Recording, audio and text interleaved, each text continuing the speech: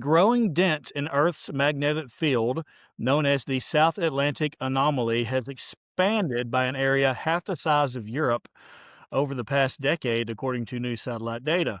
Hmm. Stretching between South America and Africa, the anomaly has significantly grown since 2014, raising concerns for satellites, astronauts, and high altitude flight due to increased radiation exposure. Scientists believe that shifting flows of molten iron beneath the Earth's surface, possibly influenced by a massive subterranean hot blob Hmm. under Africa, are warping the Earth's magnetic field. So, first of all, and I got two proposed solutions. First of all, is all this you privy to all this? Does it make sense to you? Yep, yep, yep.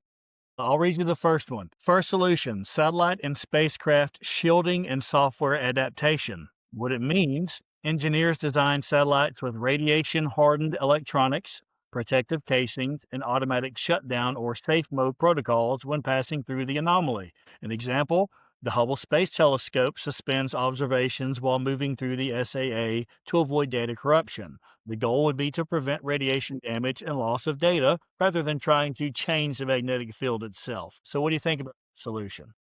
Well, I mean, that's what's already done. I mean, that's kind of the default thing. You already do EMI and RFI hardened. It's like, we have a whole fleet of like, what is it, 30, 35 satellites that are specifically tasked with just observing the sun. And then we're out well outside of the magnetic protection of the Earth. They're like right in the heliosphere exposed.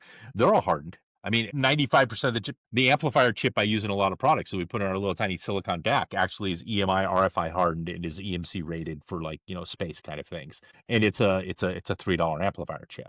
So that to me is the easiest way to do it. Is like, oh, just make sure the system is hardened from an electrical standpoint. Make sure that it has a what they call a watchdog timer, which is a timer every, from a millisecond or microseconds to every few seconds or every hour. Hey, if the CPU hasn't done something, it runs autonomously on its own. It just resets the whole system, forces you to reboot. Like, okay, I'm good. Things like that, and make sure that the software records what happens up to the point of failure, and then it starts recording right after that again, and then you can go through and redesign it and take care of it. We deal with that stuff all the time. So that to me is the most logical way to do it. You can't stop the Earth from shifting. You can't stop these kind of things. The hole is not that big. It's 1.5% of the size of the surface area of the Earth. It's tiny. It's actually not a big area to worry about. That is a simple thing to do. To me, that's the logical way, because we already have the capability. We're already doing it Yeah, so with that the that issue. solution is basically, hey, just keep doing what we're doing and make sure we do it. That's Yep, basically it. exactly. Make sure it's a checklist item on the box. Whenever you do something, I'll make sure it does this. Oh, yeah, that's right.